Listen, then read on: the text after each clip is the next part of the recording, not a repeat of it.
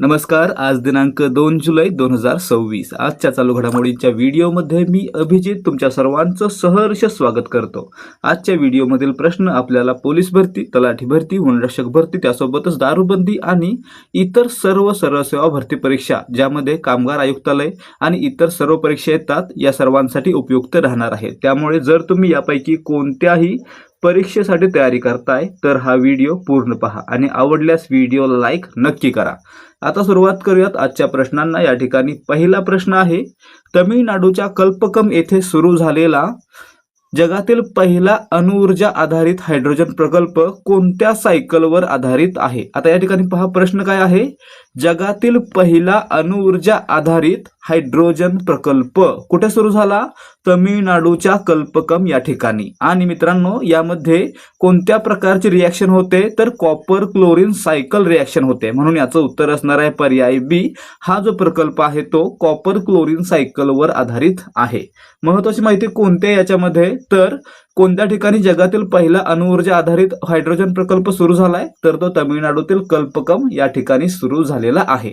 आणि मित्रांनो, यासाठी भाभा अणुसंशोधन केंद्र म्हणजे बार्क आणि IGCAR यांनी संयुक्तपणे काम केलेलं आहे. ठीक आहे, पुढे पाहूयात प्रश्न क्रमांक 2. भारतीय भूदलाचे नवीन लष्कर प्रमुख म्हणून अलीकडेच कोणाची नियुक्ती करण्यात आली आहे? या ठिकाणी पाहायचं आहे. आता लष्कर प्रमुख आधी कोण होते? तर उपेंद्र द्विवेदी होते, ज्यांचा कार्यकाल 30 जून 2026 ला समाप्त झाला आणि 1 जुलै 2026 पासून जनरल धीरज सेठ हे भारताचे नवे लष्कर प्रमुख म्हणजे इंडियन आर्मीचे प्रमुख बनलेले आहेत. म्हणून याचं उत्तर असणार आहे पर्याय डी. जनरल धीरज सेठ हे भारताचे नवीन लष्कर प्रमुख किंवा भूदलाचे नवीन लष्कर प्रमुख आहेत. तिसरा प्रश्न पाहूयात. हवामान विभागाने म्हणजे IMD ने जाहीर केल्यानुसार चालू वर्षातील जून 2026 हा महिना मागील 100 वर्षातील कितवा सर्वात कोरडा जून ठरलेला आहे? या ठिकाणी पाहायचं आहे, जून 2026 मध्ये खूपच कमी पाऊस झाला आणि इतर वर्षाच्या तुलनेमध्ये हा खूप म्हणजे खूप कमी होता. आणि अशा प्रकारे मित्रांनो, 2009 ला, 2014 ला आणि आता 2026 ला जून हा महिना सर्वाधिक ड्रायस्ट किंवा कोरडा महिना ठरलेला आहे. म्हणून याचं उत्तर काय असणार आहे? पर्याय ए. जून हा आतापर्यंतच्या मागील 100 वर्षातील तिसरा सर्वात कोरडा जून ठरलेला आहे. ठीक आहे, या अगोदर 2009 ला जून महिना कोरडा होता, 2014 ला कोरडा होता, 2026 ला कोरडा आहे. आता या ठिकाणी लक्षात काय ठेवणार आहे आपण? तर 2009, 2014, 2026 ला दुष्काळ सदृश परिस्थिती निर्माण झालेली होती. जून महिन्यामध्ये ज्या ठिकाणी पाऊस सुरू व्हायला पाहिजे त्या ठिकाणी पाऊस पडला नव्हता. पुढचा प्रश्न पाहूयात. प्रश्न क्रमांक 4. भविष्य निर्वाह निधी संघटनेने म्हणजे EPFO ने अपने सेवांचे संपूर्ण केंद्रीकरण आणि डिजिटल आधुनिकीकरण करण्यासाठी कोणता नवीन तंत्रज्ञान प्रकल्प सुरू केला आहे? या ठिकाणी पहा, EPFO ही संस्था आहे. कशासाठी काम करते? तर कर्मचाऱ्यांच्या भविष्य निर्वाह निधीसाठी काम करते. आणि मित्रांनो, या संस्थेनं आपल्या सेवांचं पूर्ण एकत्रीकरण करण्यासाठी नवीन CITS प्रकल्प सुरू केलेला आहे. म्हणून याचं उत्तर पर्याय ए असणार आहे. याच्या अंतर्गत मित्रांनो काय केलं जाणार आहे? तर सर्व क्षेत्रातील म्हणजे संपूर्ण भारतातील जे EPFO देणाऱ्या कंपन्या आहेत त्यांचे सर्व्हर आहेत ते एकमेकांशी जोडले जातील, ज्यामुळे कर्मचाऱ्यांना लगेच त्यांचा दावा निकाली काढणं सोपं होणार आहे. म्हणजे जर तुम्ही EPFO साठी आपले पैसे मागत आहात किंवा त्यासाठी हे करताय, अप्लाय करताय, तर ते पैसे लगेच तुम्हाला मिळून जातील. यासाठी CITES प्रकल्प सुरू केलेला आहे. कोणी? भविष्य निर्वाह निधी संघटनेने म्हणजे EPFO न. आता CITES प्रकल्पाचा फुल फॉर्म काय आहे? Centralize IT enabled system. Centralize IT enabled system म्हणजे साइट्स. प्रकल्प कोणाचा आहे? EPFOचा आहे. माहिती लक्षात ठेवायची. प्रश्न क्रमांक 5. रिझर्व्ह बँकेने सायबर आणि सोशल इंजिनिअरिंग फसवणुकीला बळी पडलेल्या ग्राहकांना दिलासा देण्यासाठी कोणती नवीन योजना आणली आहे? रिझर्व्ह बँकेने सायबर आणि सोशल इंजिनिअरिंग फसवणुकीला बळी पडलेल्या म्हणजेच आता ते डिजिटल अरेस्ट असेल किंवा लोकांच्या खात्यामधून पैसे वजा होत आहेत, निघून जातात, या संबंधी गोष्टी असतील, तर या ठिकाणी या गोष्टीमधून, या फसवणुकीमधून दिलासा देण्यासाठी आरबीआयनं म्हणजे रिझर्व्ह बँक ऑफ इंडियानं डिजिटल फसवणूक भरपाई आराखडा सुरू केलेला आहे. म्हणजे काय, स्कॅम कॉम्पेन्सेशन फ्रेमवर्क सुरू केलेला आहे, म्हणून याचं उत्तर पर्याय सी असणार आहे. विचारलं जाणार आहे की सायबर आणि सोशल इंजिनिअरिंग फसवणुकीला बळी पडलेल्या ग्राहकांना दिलासा देण्यासाठी डिजिटल फसवणूक भरपाई आराखडा कोणी सुरू केला किंवा ही योजना कोणी आणली, तर आरबीआयनं म्हणजे रिझर्व्ह बँक ऑफ इंडियानं आणलेली आहे. प्रश्न क्रमांक 6. देशातील गुन्हेगारी तपास आणि न्यायव्यवस्थेला डिजिटल पद्धतीने जोडणारा inter operable criminal justice system म्हणजे ICJS प्रकल्प कधीपर्यंत पूर्ण करण्याचे उद्दिष्ट आहे. आता फुल फॉर्म लक्षात ठेवायचा. ICJS चा पोलीस भरतीसारख्या परीक्षांना विचारला जातो. Inter operable criminal justice system. या सिस्टीम मध्ये काय केलं जाणार आहे, तर पोलीस तपास, तुरुंग, न्यायालय आणि फॉरेन्सिक लॅब एकत्र एकाच व्यासपीठावर जोडले जाणार आहेत. आणि मित्रांनो, हा प्रकल्प आहे तो 2027 पर्यंत पूर्ण करण्याचं उद्दिष्ट आहे, म्हणून याचं उत्तर असणार आहे पर्याय डी. ठीक आहे. प्रश्न क्रमांक 7. जुलै 2026 रोजी 1 जुलै 2026 रोजी भारताच्या अप्रत्यक्ष कर प्रणालीतील क्रांती असलेल्या वस्तू आणि सेवा करला एकूण किती वर्षे पूर्ण झाली. आता या ठिकाणी पाहायचं आहे, वस्तू आणि सेवा कर म्हणजे जीएसटी कधी लागू झाला होता, 1 जुलै 2017ला, आणि 2026 साली त्याला किती वर्षे पूर्ण झाली, 9 वर्षे पूर्ण झाली, म्हणून पर्याय डी याचं उत्तर आहे. प्रश्न क्रमांक 8.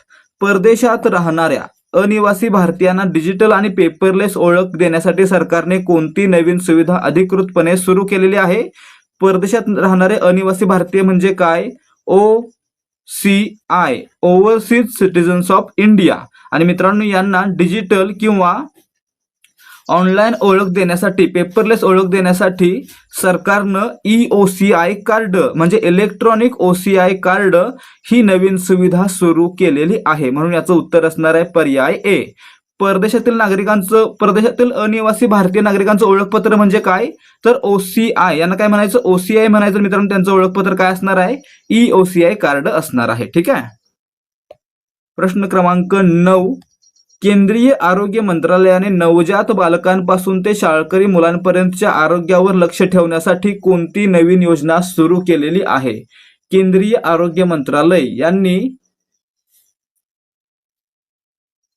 समग्र शिशु बाल स्वास्थ्य कार्यक्रम, लक्षात ठेवायचं, समग्र शिशु बाल स्वास्थ्य कार्यक्रम म्हणजे SSBSK या योजनेअंतर्गत नवजात बालकांपासून ते शाळकरी मुलापर्यंतच्या आरोग्यावर लक्ष ठेवण्याची नवीन मोहीम सुरू केलेली आहे, म्हणून याचं उत्तर असणार आहे पर्याय बी, समग्र शिशु बाल स्वास्थ्य कार्यक्रम. आणि मित्रांनो, यानुसार प्रत्येक मुलाला जन्म नोंदणी क्रमांक आणि आभा ID, प्रत्येक मुलाचा जन्म नोंदणी क्रमांक आणि आभा ID एकत्र जोडले जातील. काय जन्म नोंदणी क्रमांक आणि आभा ID. आभा काय आहे मित्रांनो, आभा काय आहे ते जर तुम्हाला माहिती असेल तर कमेंट करून सांगा. पुढे पाहूयात प्रश्न क्रमांक 10. केंद्रीय कॅबिनेटने पायाभूत सुविधांचा विकास वेगवान करण्यासाठी national investment and infrastructure fund म्हणजे NIIF मध्ये किती अतिरिक्त गुंतवणुकीला मंजुरी दिली आहे. या ठिकाणी पाहायचं आहे, पायाभूत सुविधांचा विकास म्हणजे इन्फ्रास्ट्रक्चर डेव्हलपमेंटसाठी केंद्र सरकारकडून आधी 30,000 कोटी रुपये देण्यात आले होते, आणि मित्रांनो नव्याने पुन्हा 30,000 कोटीचा अतिरिक्त गुंतवणूक मंजूर करण्यात आलेली आहे, म्हणून पर्याय ए याचं उत्तर आहे. एकूण किती झाली, तर आधीची 30 आणि आताची 30 एकूण 60,000 कोटी रुपये झालेले आहेत, परंतु आता नव्याने मंजुरी किती दिलेली आहे, अतिरिक्त मंजुरी, तर 30,000 कोटी. ठीक आहे. प्रश्न क्रमांक 11. केंद्रीय आरोग्य मंत्रालयाने माता मृत्यू दर म्हणजे MMR प्रति 1 लाख जिवंत जन्मांमागे 70 पेक्षा कमी करण्यासाठी कोणता नवीन धोरणात्मक आराखडा जाहीर केला आहे. मित्रांनो, मॅटर्नल मॉर्टॅलिटी रेट म्हणजे MMR माता मृत्यू दर हा 70 पर्यंत कमी करण्यासाठी केंद्र सरकारकडून सुमन रोडमॅप 2030 हा आराखडा सादर करण्यात आलेला आहे. कोणता, सुमन रोडमॅप 2030, म्हणून पर्याय सी. हा जो आराखडा आहे, जो रोडमॅप आहे, तो कोणत्या अंतर्गत काम करणार आहे, तर सुरक्षित मातृत्व आश्वासन म्हणजे सुमन अंतर्गत काम करणार आहे. लक्षात ठेवायचं आहे, सुरक्षित मातृत्व आश्वासन सुमन या योजनेअंतर्गत सुमन रोडमॅप 2030 हे धोरण आखण्यात आलेलं आहे. प्रश्न क्रमांक 12. लंडन येथे पार पडलेल्या UK इंडिया अवॉर्ड 2026 सोहळ्यात कोणत्या केंद्रीय मंत्र्याला विशेष नेतृत्व पुरस्काराने सन्मानित करण्यात आलं? आता पुरस्काराचं नाव विशेष नेतृत्व पुरस्कार कुठे दिला गेला? तर UK इंडिया अवॉर्ड 2026 या सोहळ्यामध्ये लंडन या ठिकाणी दिला गेला. आणि मित्रांनो, हा अवॉर्ड आहे, हा पुरस्कार आहे तो पियुष गोयल यांना देण्यात आला, म्हणून पर्याय डी याचं उत्तर आहे. आता लक्षात ठेवायचं आहे, लंडन येथे UK इंडिया अवॉर्ड 2026 मध्ये पियुष गोयल यांना विशेष नेतृत्व पुरस्काराने सन्मानित करण्यात आलेलं आहे. नमस्कार विद्यार्थी मित्रांनो, आपल्या सर्वांना माहित असेल की आपलं मराठी व्याकरणाचं एक PDF पुस्तक आहे जे आपण 200 रुपयांना देत होतो.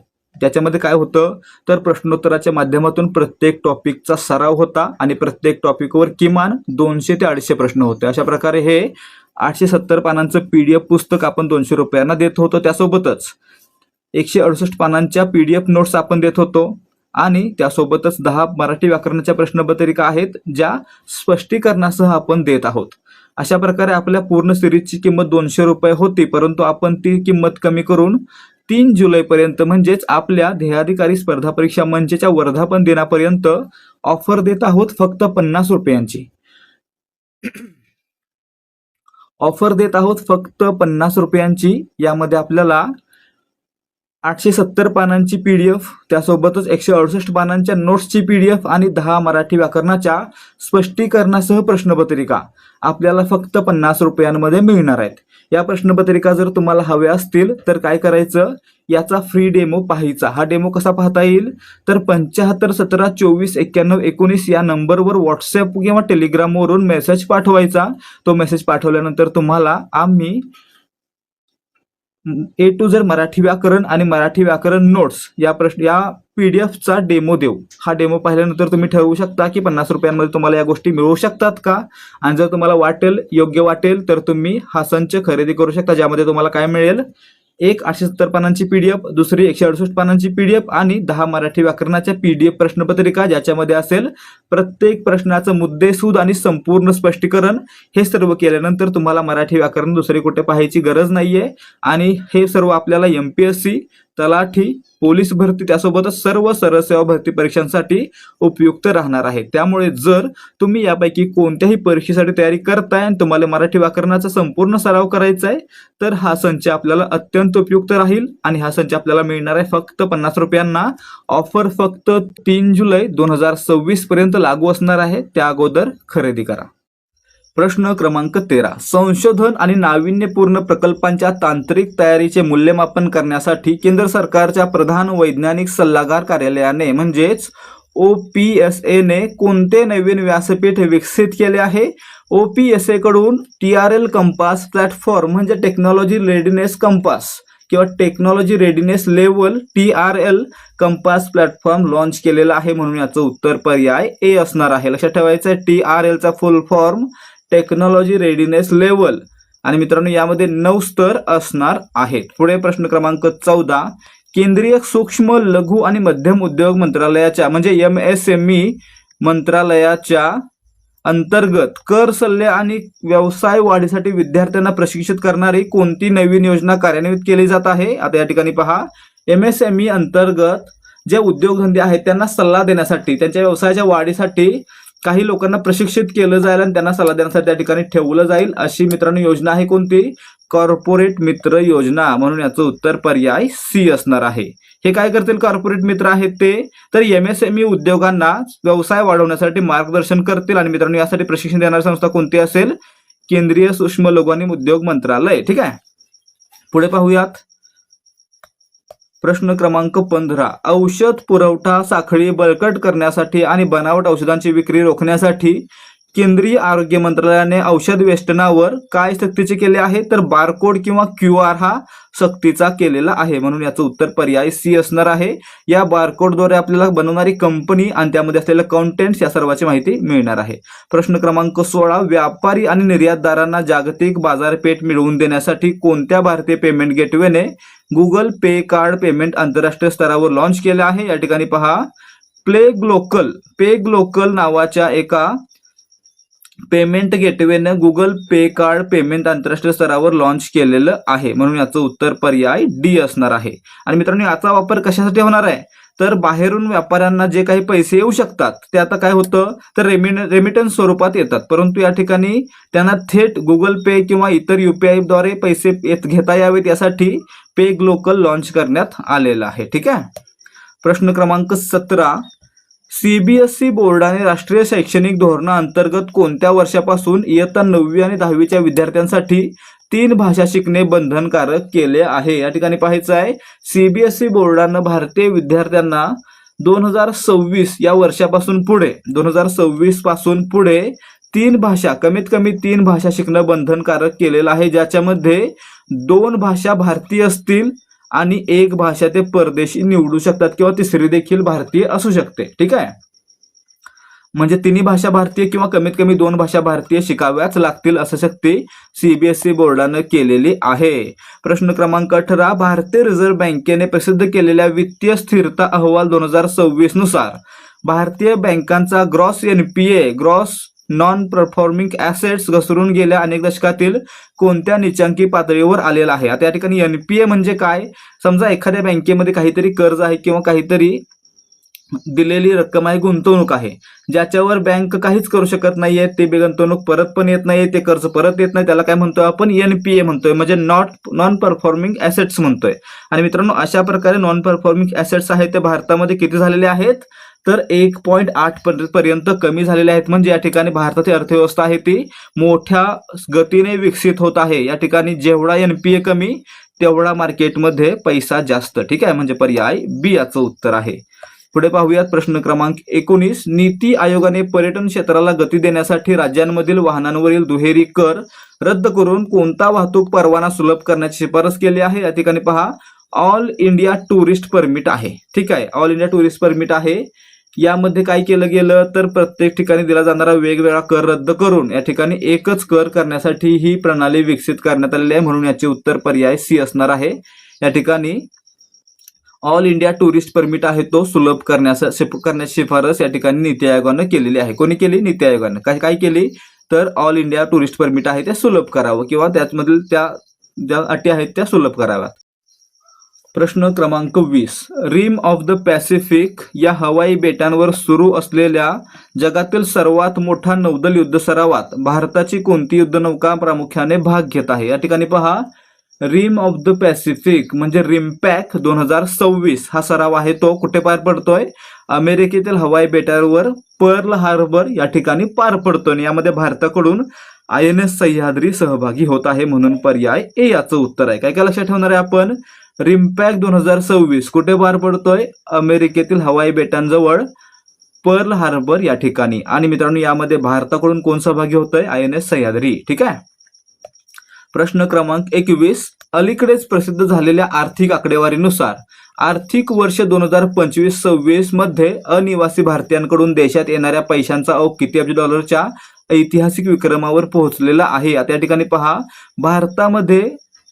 भारतातील अनिवासी भारतीयांकडून येणाऱ्या रेमिटन्सचा ओघ किती झालेला आहे आता तर रेमिटन्स वाढून 155.1 अब्ज डॉलर्स इतका झालेला आहे. म्हणजे परदेशातून भारतामध्ये भारतीय नागरिकांकडून 155.1 अब्ज डॉलर प्रतिवर्ष पाठवले जात आहेत, म्हणून पर्याय C याचं उत्तर आहे. प्रश्न क्रमांक 22, देशात शाश्वत जल व्यवस्थापन आणि सिंचन क्षेत्राचा विस्तार करण्यासाठी केंद्र सरकारच्या प्रधानमंत्री कृषी सिंचन योजनेला किती वर्षे पूर्ण झाली? प्रधानमंत्री कृषी सिंचन योजना कधी सुरू झाली होती तर मित्रांनो, या ठिकाणी 2015 मध्ये ही योजना सुरू करण्यात आली होती. योजनेचा उद्देश होता हर खेत को पाणी आणि पर ड्रॉप मोर क्रॉप. ठीक आहे. आणि मित्रांनो, याला 2026 साली 10 वर्षे पूर्ण झालेली आहेत, म्हणून पर्याय B याचं उत्तर. प्रश्न क्रमांक 23, नीती आयोगाने पर्यटन क्षेत्राच्या विकासासाठी हॉटेल व्यवसायाला चालना देण्यासाठी बांधकाम नियमावलीतील कोणता निर्देशांक शिथिल करण्याची शिफारस केली? आपण वर काय पाहिलं, नीती आयोगानं टुरिस्ट परमिट मध्ये देखील शिथिलता आणण्याची शिफारस केली होती. त्याच प्रकारे आता फ्लोर एरिया गुणोत्तर बांधकामवाल्यांसाठी फ्लोर एरिया गुणोत्तर हा रेशिओ देखील शिथिल करण्याची शिफारस केलेली आहे, म्हणून याचं उत्तर पर्याय D असणार आहे. बऱ्याच ठिकाणी नीती आयोग शिफारशी करतोय की आता निर्बंध आहेत ते स्लो करा, शिथिल करा, जेणेकरून लोकांमध्ये त्यामध्ये पॉझिटिव्हिटी येईल आणि लोक जास्त गुंतवणूक करू शकतील, जास्त प्रकारे त्या ठिकाणी विकास होऊ शकेल.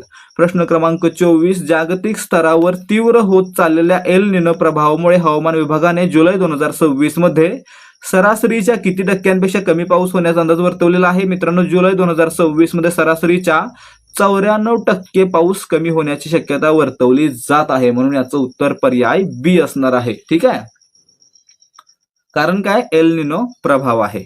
प्रश्न क्रमांक 25, भौगोलिक मॅपिंग आणि प्रादेशिक अभ्यासानुसार अलीकडेच वृत्तपत्रांमध्ये प्रसिद्ध झालेले ग्रीस हे राष्ट्र कोणत्या समुद्राच्या किनारपट्टीवर आहे? ग्रीस हे राष्ट्र आहे ते मित्रांनो भूमध्य समुद्राच्या किनाऱ्यावर आहे, म्हणून याचं उत्तर पर्याय सी असणार आहे. भूमध्य समुद्राच्या पूर्व बाजूला हे ग्रीस हे राष्ट्र वसलेलं आहे. ठीक आहे, अशा प्रकारे विद्यार्थी मित्रांनो आपले आजचे प्रश्न समाप्त होत आहेत.